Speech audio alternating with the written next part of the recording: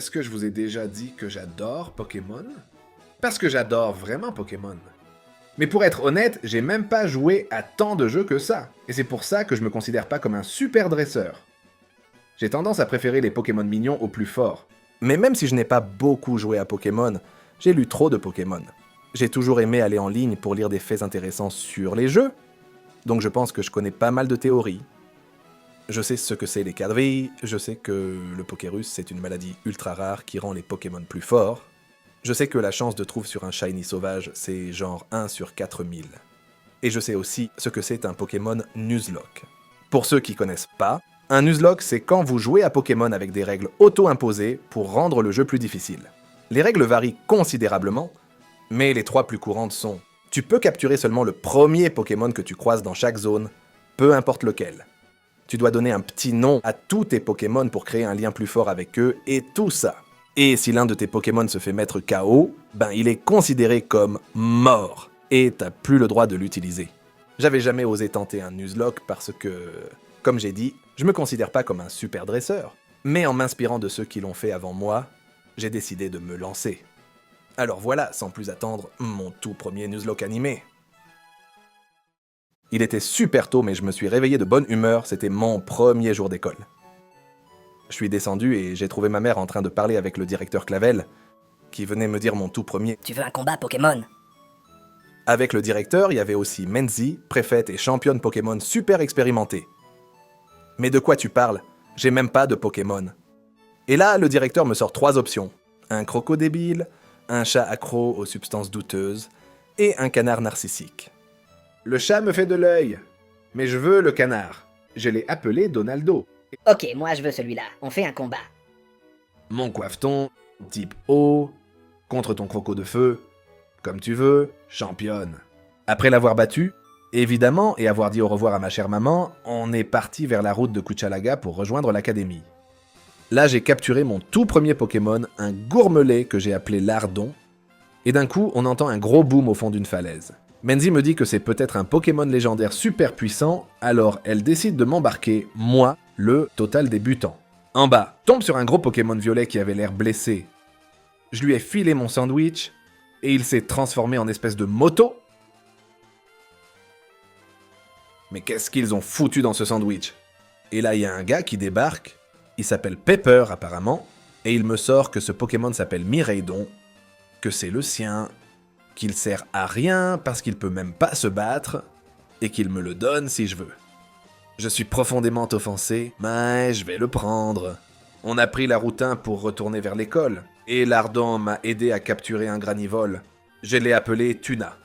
Arrivé devant l'académie, Menzi s'est rendu compte qu'elle avait pas eu de baston depuis plus de 5 minutes, alors elle a décidé de me défier à nouveau.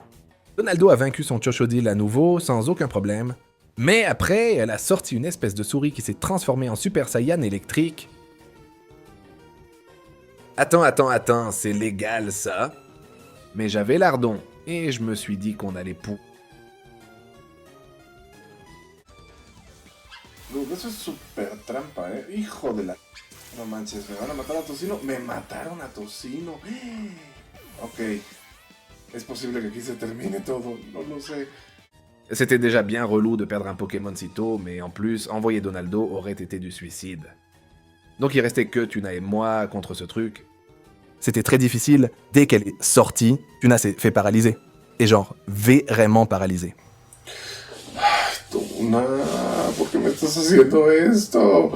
La seule solution que j'ai trouvée, c'était de tenter une attaque, encaisser un coup, filer une potion à Tuna, et la renvoyer au front. Il nous a fallu 12 tours, mais on l'a battue. T'es une tricheuse. On est arrivé sur le campus avec un Pokémon en moins, mais on est arrivé. En explorant un peu, je croise 2 gars d'un soi-disant Team Star qui embêtait une meuf, et juste parce que je les ai regardés, ils ont commencé à s'en prendre à moi aussi. Jusqu'à que Menzi soit arrivée pour stopper la baston. Elle était grave vénère, genre « J'aime pas te voir te battre avec d'autres gens ». Toxic Rogue. Elle m'a aussi filé une orbe chelou pour transformer mes Pokémon en Super Saiyan. Donaldo a donc battu l'équipe sans aucun problème. Bon, je crois que c'est l'heure d'apprendre un truc. Ma première classe, c'était la biologie. Menzi était là aussi. Elle a passé tout le cours à me bourrer le crâne, Tu dois avoir les 8 badges, deviens un maître Pokémon comme moi, blabla. À midi, j'ai croisé Pepper. Il s'est mis à me sortir tout un délire sur les épices secrètes, et comme il veut devenir chef, il veut toutes les trouver. Et plus tard, j'ai reçu un appel chelou. Une certaine Cassiopée avait hacké mon téléphone pour me parler. Si c'est le DJFIP, je ne sais pas qui est Diego Blanc. Non, en vrai, elle avait entendu que j'étais un super dresseur et voulait que je l'aide à démanteler le Team Star. Mais je sais même pas qui t'es, toi. Je te filerai plein d'argent. Bon, ok alors. Et comme si ça suffisait pas, on m'a appelé dans le bureau du Dirlo. L'ancien voulait que je parle à un type important, et m'a lancé direct dans un appel visio avec ce giga beau gosse. Il s'appelait Professeur Turum. Il m'a dit que c'était lui le premier proprio de Miraidon et qu'il voulait que je le garde. Et que je lui file mon numéro pour qu'on reste en contact. À la fin de cette première journée, grosse annonce, plus de cours obligatoires. À la place, on allait tous faire un projet perso, ce qui voulait dire « débrouillez-vous ». Combien ça coûte d'étudier ici? Juste après l'annonce, Pepper était revenu. Il voulait que son projet ce soit les épices secrètes, et il m'a demandé si je voulais l'aider. Avant même que je dise oui, Menzi a débarqué genre « Tu m'as déjà promis les badges !» Et paf, appel de Cassiopée, « N'oublie pas notre deal, hein ?» Et au final, juste parce que je sais pas fermer ma gueule, fallait que j'aide les trois. J'ai décidé de commencer par la première arène, mais y aller avec seulement 2 Pokémon me semblait pas ouf. Du coup, je suis retourné à la caverne de la crique où j'ai capturé une Malos que j'ai appelée Katrina, et dans la zone sud 2, Katrina m'a aidé à choper une Watwat que j'ai appelée Betty. Nous sommes arrivés au gymnase de Sevaro, où j'ai rencontré la leader, Hera, une dresseuse de Pokémon insectes, et aussi une pâtissière. Son premier Pokémon c'était un Lilitrel, mais Katrina l'a cramé avec Flamèche. Ensuite, elle a sorti un Tedursa Super Saiyan insecte. J'ai envoyé Betty pour le paralyser, et Donaldo a fini le boulot avec Cruailes. Officiellement, on avait notre premier badge, et en bonus, Donaldo et Betty ont évolué. Bon, c'est clair que je pouvais pas continuer l'aventure avec seulement 4 Pokémon. Donc je suis allé dans la zone sud 4 et j'y ai trouvé un Fantominus. Les types Pap, Spectre sont mes préférés, et Spectrum est peut-être mon Pokémon favori. Enfin, je sais pas, c'est dur de choisir entre ses enfants. Bref, je l'ai appelé Chris. Et j'étais super content de l'entraîner quand tout à coup, Pepper m'appelle pour me dire qu'il a trouvé la première épice secrète dans les montagnes, mais qu'un Pokémon géant la garde. J'arrive! Sur le chemin, j'ai capturé un Cellutin que j'ai appelé Célatio. J'ai continué jusqu'à tomber sur le Pokémon Titan, un énorme Craparois. C'est quoi ce délire? J'ai envoyé Donaldo et Pepper un coquillasse que le Craparois a écrasé en 2 secondes, mais Donaldo l'a battu avec Vibraqua. Derrière le Craparois, il y avait une grotte avec l'épice secrète sucrée. Pepper l'a utilisé pour faire des sandwichs, mais Miraidon est apparu et je lui ai donné la moitié du mien parce que ce sont ses préférés. En sortant de la grotte, le professeur Turum m'a appelé. Il m'a dit que Miraidon avait retrouvé un peu de force et m'a encouragé à continuer le bon boulot. Bon alors, voyons voir. Le prochain arène est de type plante. Merde. Mais sur la route vers Quencia, j'ai capturé une mini-sange que j'ai appelée Ombre, et je l'ai entraînée jusqu'à ce qu'elle évolue. Très bien! Ombre! Katrina, vous êtes mes atouts ici. Tuna, t'es en renfort. Donaldo? Non, pas 7 fois. Le champion de l'arène plante, c'était Colza. D'abord, il a envoyé un Chlorobule que Katrina a cramé direct avec Croxfeu. Ensuite, un Olivini que Tuna a chargé jusqu'à ce qu'il tombe. Et pour finir, un Simularbre Super Saiyan plante, mais Ombre l'a picoré jusqu'à la défaite. Mes filles ont assuré comme des chefs et on a décroché une nouvelle médaille. Ensuite, on a continué vers la route ouest 1, où j'ai attrapé un Férozinge que j'ai appelé Fureur. Puis on a traversé un pont où un Mustéboué a foncé tête la première pour nous défier. On l'a battu et Katrina et Tuna ont évolué. Ensuite, j'ai retrouvé Pepper au sommet d'une montagne. Il avait localisé un autre Pokémon Titan.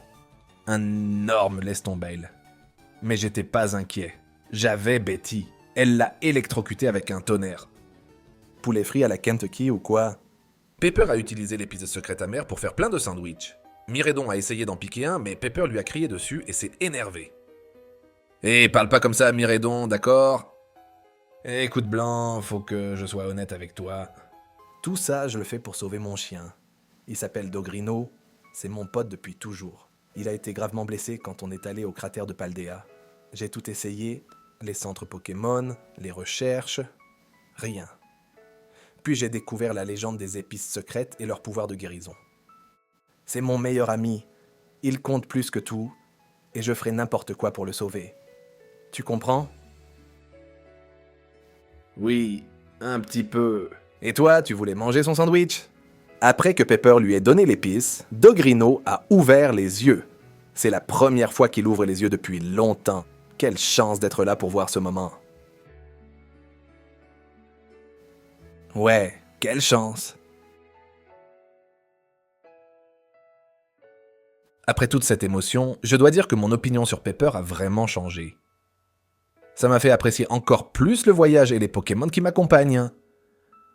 J'étais de super bonne humeur, optimiste pour la veille. Blanc, j'ai localisé la première base de la Hamstar. On a besoin de toi maintenant.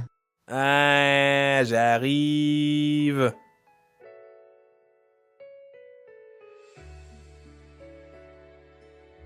Merci d'avoir regardé la vidéo. Moi, c'est Diego Blanc. Je suis mexicain, mais mes grands-parents étaient français, donc j'ai grandi entouré de bonne bouffe. Comme vous le savez, l'animation, c'est super long à faire. Et comme je passe la plupart de mes journées au boulot, la deuxième partie prendra un bon moment, sauf si cette chaîne me rapporte assez pour que je puisse quitter ce vieux bureau tout pourri. Donc n'oubliez pas de partager et de vous abonner pour ne pas rater la deuxième partie.